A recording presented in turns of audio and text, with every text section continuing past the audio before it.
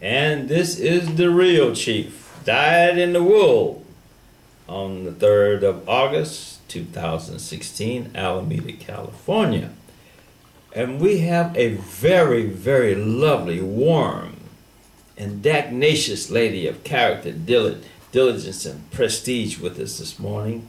Somebody who is a song angel from the past, Miss Faye Carol. Well, good morning to you. How are you doing this morning? I've never been called dagnacious before. I'm just loving it. That's the chief word. Mm-hmm. Yeah. I love it. And it beyond everybody, and it's beyond comprehension. Yes. Yeah. I'm not going to argue with that. You are someone who have came into my heart and into the hearts of so many people because you are projecting the past, which is today a very important factor in the lives of everybody that is here. Yes, well, you know, I think we cannot have our present if we don't keep the past alive. And musically speaking, we have such wealth until it should not be gone, you know, where we're not remembering it and honoring it and keeping it now. Because I think a lot of the music that I do, it does come from the past, but I'm so much in the present and so much looking into the future, but I intend to always be doing this music. You came from the bed of muddy waters, Kristen Chenier. Come on now. All those people, Meridian, Mississippi, from the Delta, baby. From Meridian, Mississippi. That's the Delta. All right then. That's right. That's where we all came from. That's where the soil is rich. Mm-hmm. That's where the soul came from. Mm-hmm. Long trip, huh? Long trip. You've done a lot. I've done a lot. Intend to do more. Wow. Tell me some of the good stuff you've done. Well, you know what? When I sing, I always say next. I hardly ever look back to what I've done, tell you the truth. Mm-hmm. I've been on all of the major festivals here, the Monterey Jazz Festival, the Monterey Blues Festival. I've sang at Zalaback. I've sang at the Great American Music Hall. I have 2 CDs that I did live at Yoshi's. Mm-hmm. You know, been at the Concord Pavilion. Got an opportunity to sing with Ray Charles, opposite Ray Charles, not with him, but I felt like I was with him because he's one of my major heroes. So, you know, I sang for Bill Clinton, sang for Coretta Scott King. Woo, mama, go ahead. So it's been a very great thing to be able to take music around. Billy Higgins. Love. Woo. Love. Billy Higgins. He was one of our major stars. Very smooth. Very nice. Very good heart. Good friend was Louis Bellson. Mm-hmm. Yeah, everybody loved Billy. Yeah. Yeah. He was very kind to me and my daughter when my daughter first started. Mm-hmm. And we met him through a young people's organization that was called Bright Moments, Mm-hmm. who was led by Altonese Taylor, and she introduced us to Billy Higgins. And we became really, really good friends. And he produced my first CD. People don't know he was quite a humanitarian too. Quite. See, you got that stuff, girl. That's right. Mm-hmm. Yeah, and I'm looking at my little computer here. Marvin Gaye, Ray Charles, you know, all these people influenced you? Yes, and more. I think black music is so rich, and it has such a panoply of incredible artists until you can go in any direction and just be wealthy with music. I'm looking at Pharoah Sanders. Yes. Wow. I sang with him when Nelson Mandela first came back to the United States right after his first trip, after he had spent that 27 years in prison. Right. And he came to the Oakland Coliseum. Wow. So I wrote a song that we all did. Uh-huh. Pharoah Sanders, Bobby Hutcherson, and I can't remember the other musicians. You are, you're an angel in my book. Well, I just think that's so nice. I appreciate that. You got that little thing of Ella and Nina and Dinah Washington. You know, Ella had that little swag to her singing. Yes, that little ring. I can't get that ring, baby. You don't have to worry about it. But she had a ring to her music, and it was so. You can close your eyes and you can see how sweet she was. Yes, very sweet. Her voice was very sweet. Oh God. Yes. You know, and you've got that character. Well, I thank you. You know. I really do. So what do you do in your spare time?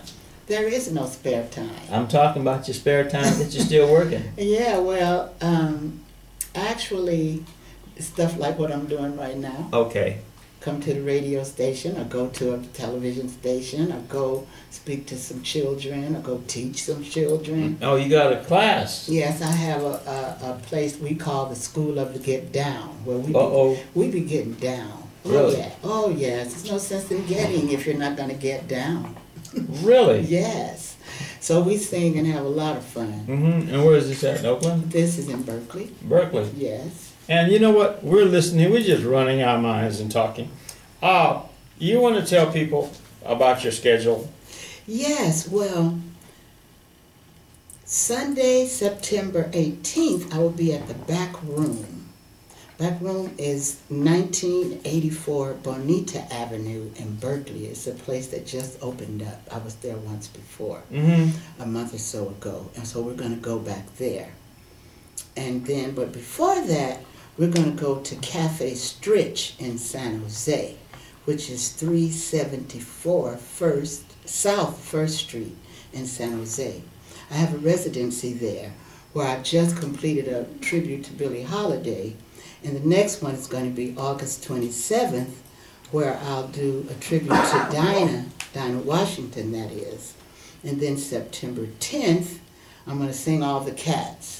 All the Mileses and all the cats, which I really love. My mind blanks out. Clifford Brown. We're going to sing about Clifford Brown. We're going to sing some Duke. You know what? Duke Ellington. You're hitting on stuff. Fats Waller. Dookie was I saw him in Chicago when I was 18, 19. I'm so envious. I hardly got a chance to see any of these people. Yeah, I was going to school then after I joined the Navy in Great Lakes. Man, what a blessing. So, you know, I putzed down there and seen a bunch of these people. Chicago was a magnet. Oh, yes. Chicago is still a wonderful artistic city. And it had so much history behind it. But you know what? Oakland is the same. Yep. 7th Street, Oakland. Yep. You know, and people don't realize that all the famous people from Aretha Franklin on down came to 7th Street. It was the black Harlem of the North. You know, and the thing that gets me is we're losing that.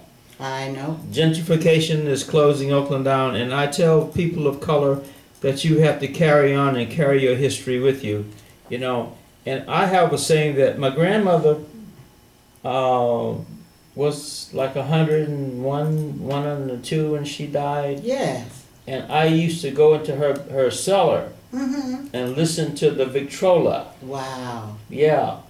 That's amazing. Yeah, she had a Victrola and she had all these huge books about history and slavery and, you know, she Well, that's why you're so astute.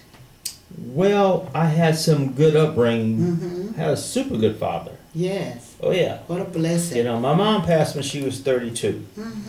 So that was one of the reasons I got on the road. And getting on the road, I went through the Mississippi Delta to the Jukas. People don't know what juke joints are. Yeah. Yeah. I wish we could have some more juke joints. Oh, baby, one day. I'm telling you. Juke joints. Oh, juke my God. joints. Party back. Party back, you know.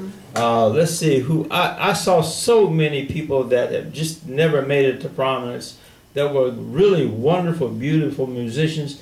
And here you are again with that flavor. Yes, we want to keep that flavor alive. We're not going to gentrify that out. You can't. No. You know. No, so that's why I'm here. And I will be doing it while I have breath in my body. So you have a daughter that is into music also, am I right? Yes, it's Kito Kamili. is her name, and she's a fabulous pianist. Oh, she's a keyboard person. She plays piano, she writes songs, she sings, she raps, she teaches. She's just multifaceted. And you're a piano player that you have here with you today. That's Joe Warner.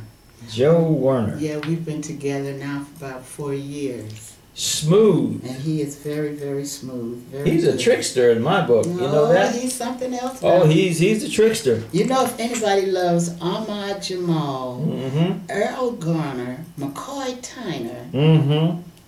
Otis Spann, Mhm. and Ray Charles, they can't be nothing but bad. Master pianist. And he's got that And he little... likes my daughter too. He's got carryover to him. Mhm. He can carry a note and a syllable from one element to the next element, Amen. and he goes up there. I've noticed. I listened to that the music and how he da da da da da da. And there ain't too many people who can do that.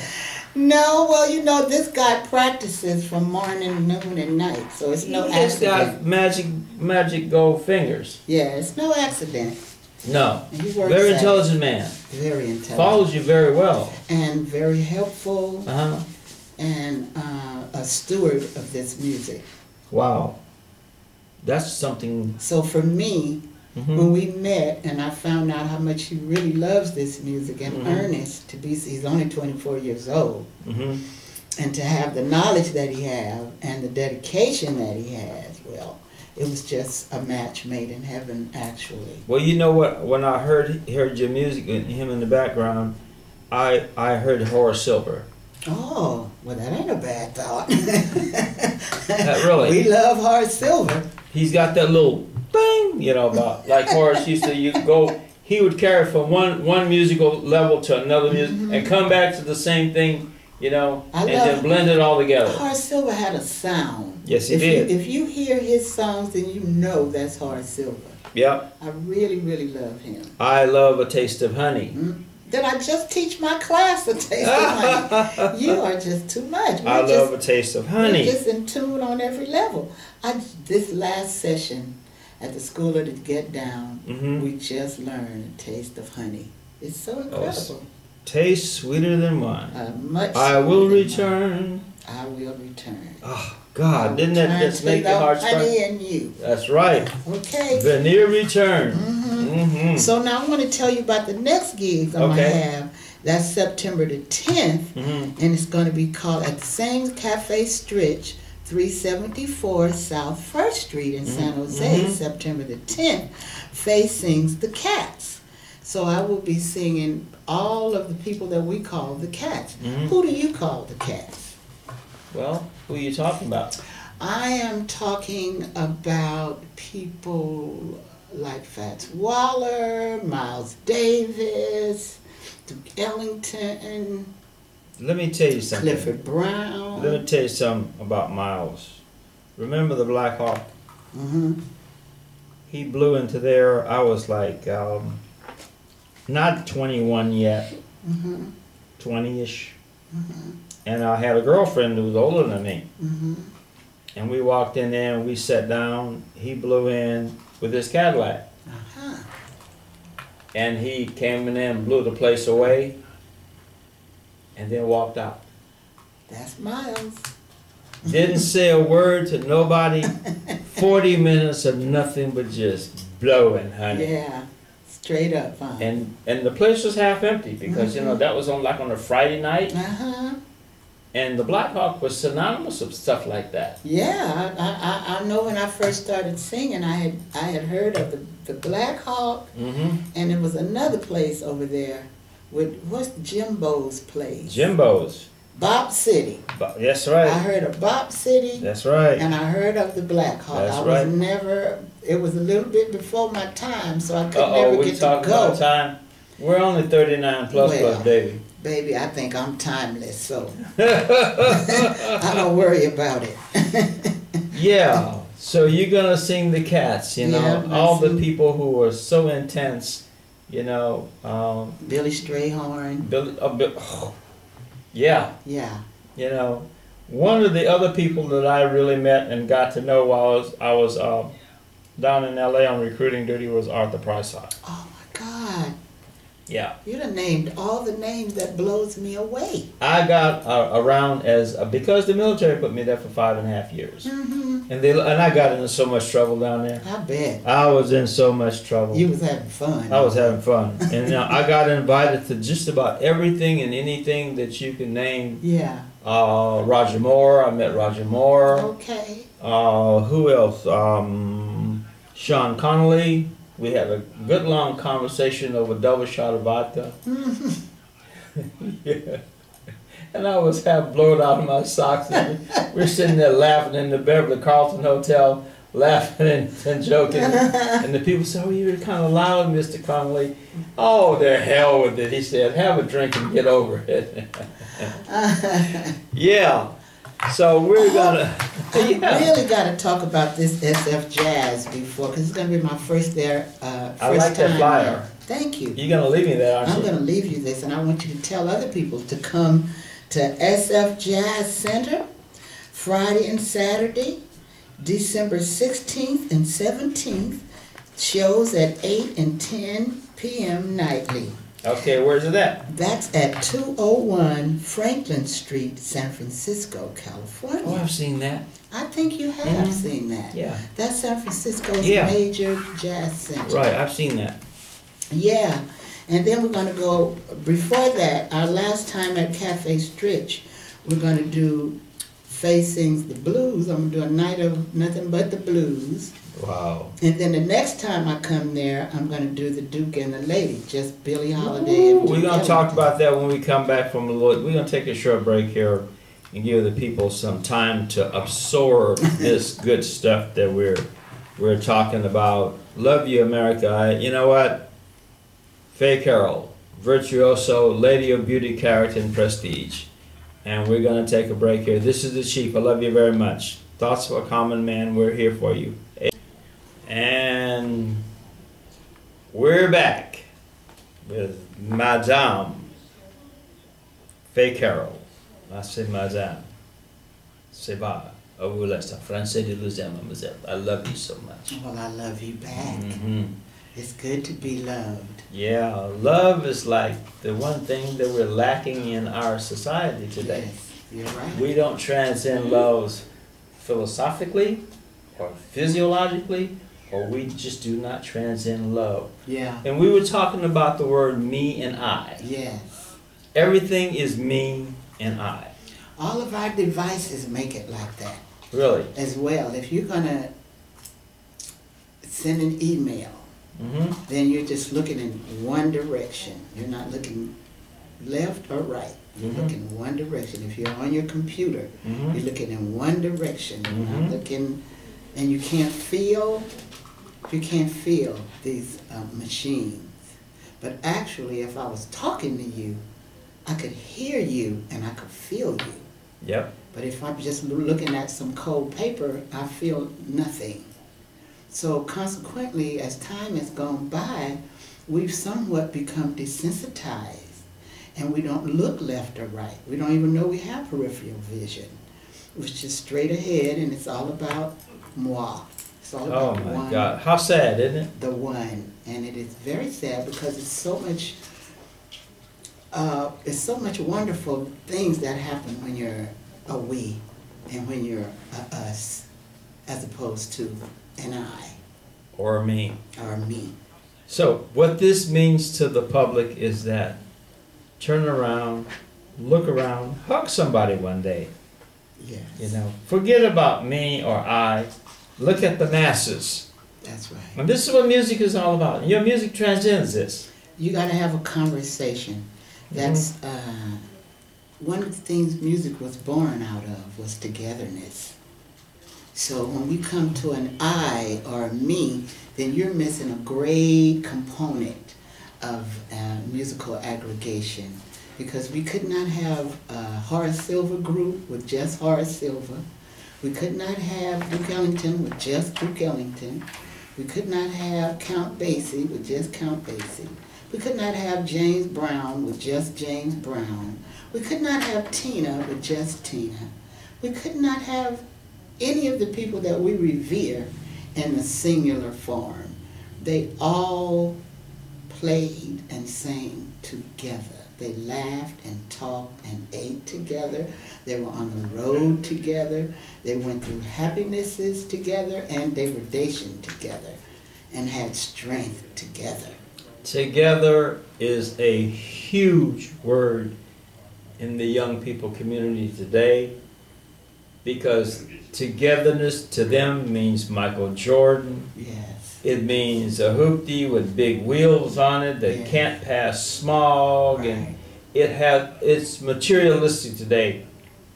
You know, the singular element of our society of being by yourself. Moms Mabley had an old saying, be yourself before you be by yourself. Okay. Remember that? I love Moms. Moms was a bomb. But Yes. she was a bomb. And you know what? We here, we're talking about togetherness. And we're talking about it very seriously, because we are not together as a nation anymore. No. It's You so know. sad. And again, it's not by race, color, creed, or religion. It's we're fractured as a nation, and we're talking about with a team, things can get done. Yes. When you care for somebody and that love spreads, That's it can get done. It's infectious. It's infectious. When you have that respect and that dignity, which you are a very beautiful emissary of, Thank you. that message. I think that's what God wants me to be. Uh-oh, you brought that word God in there. Well, no. You know, a lot of people don't look at that word God no Well, more. I'm sorry for him. Amen on that one. Heaven mercy, Troy. Yes, well. Mercy. You know? All right, I'm here by the grace. You hear about the grace. And you know what? We're talking a level of mentality that is dying. Just Yes. like the streets of Oakland are dying. Yes. 7th Street, Oakland is dying. Yes. And tell me about the Hero Award that you have. We're talking about things that are out there. Well, actually, I was honored with the Jazz Hero Award given by the National Jazz Journalists Association. Woo! Big group.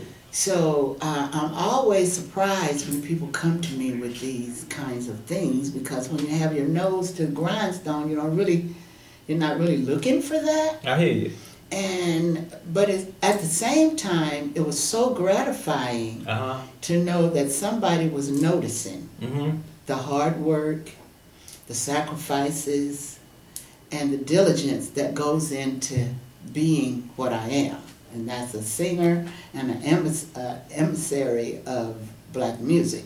Tell me something.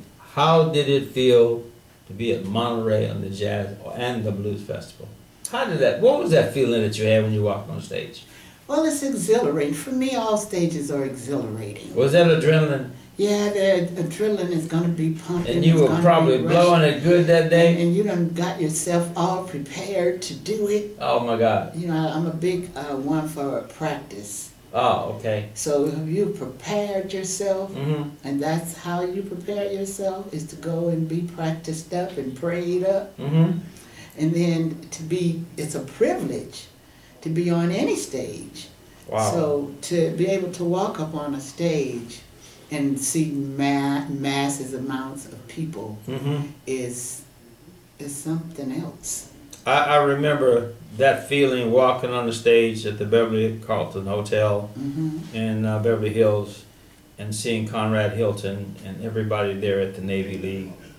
It was a feeling of exhilaration. Yes. I was amped up, and I couldn't think of what to say when I got up there. So the first thing I said was, "I love you." That was good.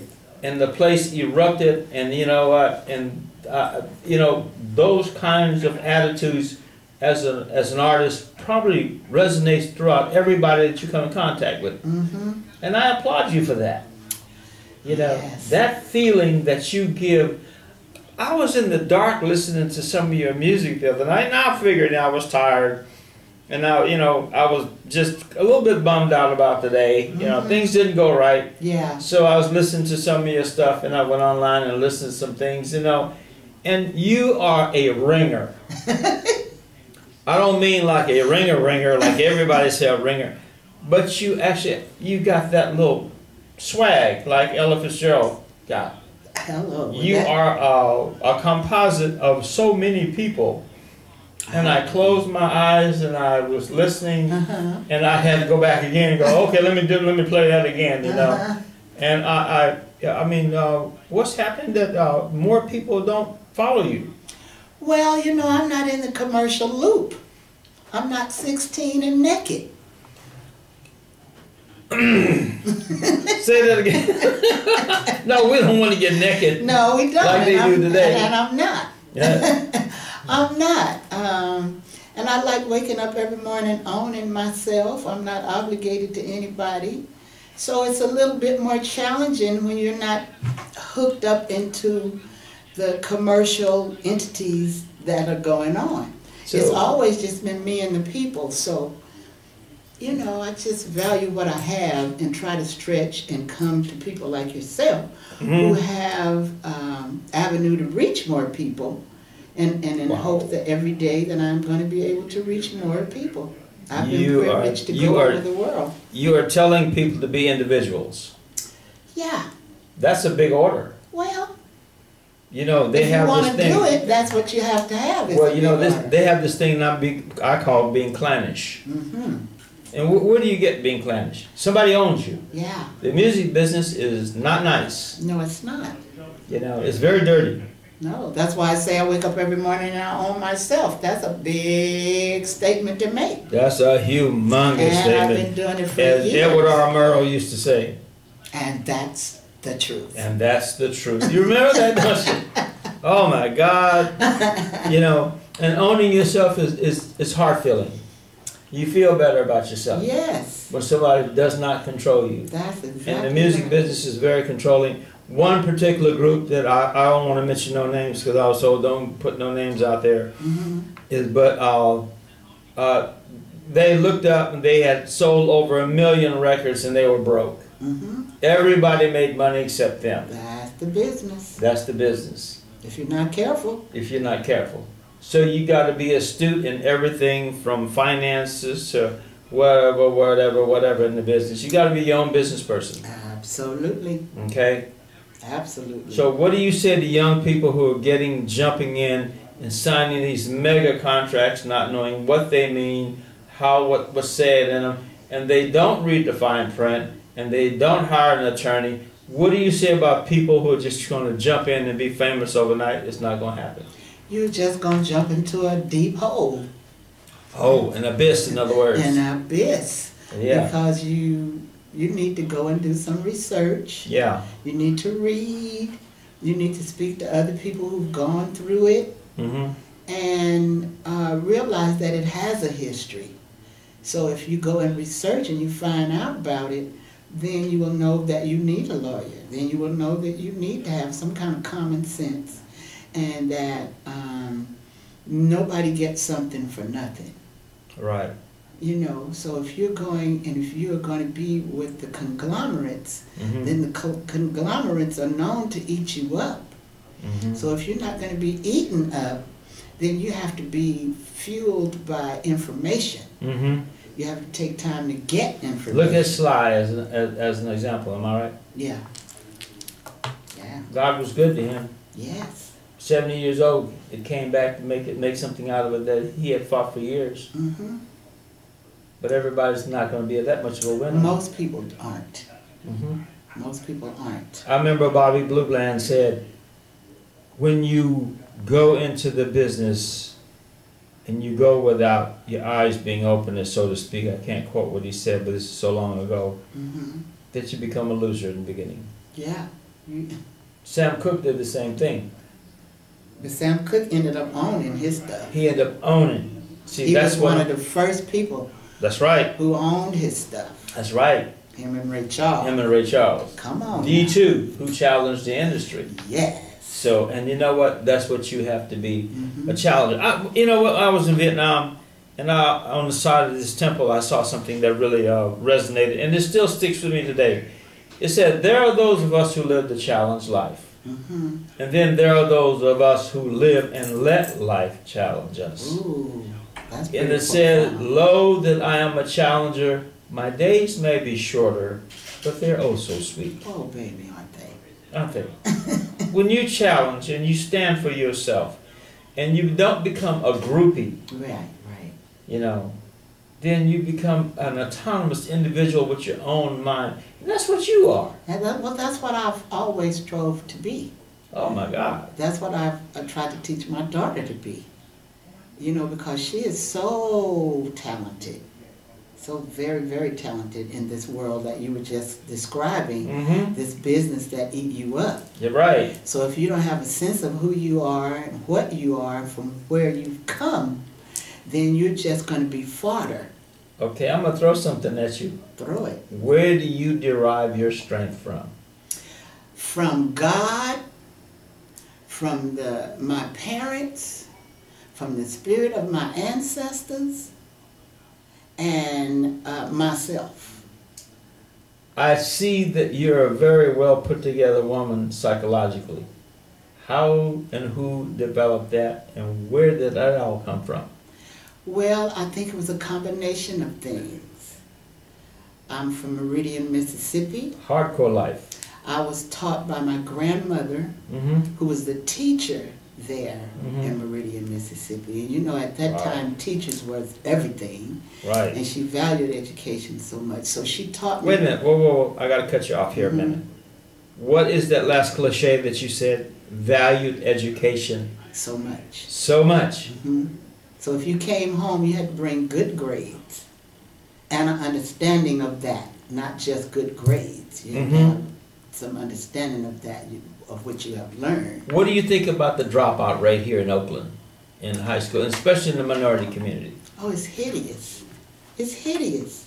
It's just hideous because now you're dooming yourself. And it's not so much that you can't go someplace else and learn, because we're in the information age. But 9 times out of 10, if you dropped out, you're not going to go someplace else and learn.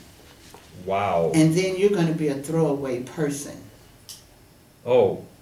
Yeah, because this country will throw you away if you have no skills, you don't have there's no meaning for you. So you'll be incarcerated more than likely. Yeah, then you're just going to be fodder for the prison industrial complex. Oh my God. So it's your fault. Your whole way of life is destroyed because of what you didn't do. You know, you have to own up to who you are, what you are, and where you want to go in life. You do. And the corner standing on with your pants on the crack of your ass is not going to be it. Not really. Okay. But I think so much comes from that corner. I'm never down on that corner. Right. Because all of our stuff came from the people who was in the fields, basically. People who were on the streets, basically. So I think there's good things on the corner, but you can be intelligent on the corner. Right. You can don't get caught up. Right. You can know who you are. Right. And most people don't. No. They try to be somebody that they're not. No. Living in dreams and no reality. Yeah. That's our whole race right now. Yeah. But I want to invite people down to the Oakland Museum, where they have a display called Oakland We Want You to Know. And it's going on now, and it's going to be exhibited through October. And I'm really proud to say I'm a part of it. And that people should go and check it out because it talks about the history of music in Oakland. 1000 Oak Street, Oakland. And you know what? We've had quite a nice time here. We're going to go back here in a little bit and we're going to take a break. And I want to hold this up for Carolizing Christmas, the dynamic Miss Faye Carol featuring Joe Warner. Da-da! You know, the SF Jazz Center, Friday, December 16th and 17th, 2016. That ain't far away. Keep that on your calendar. And this is the Chief, and we're telling you that you need to listen to KGM1.com. Thoughts of a Common Man .net is where the book is. You can read about history. You can read about some of the stuff that's happened to us. I mean, the society. And I want to take it out of here. Miss Faye Carol, I love you, honey. I love you more. With 2 feet. 2 hands. 2 feet and 2 hands. And this is the Chief. We are out of here, and have a good day, okay? I love you.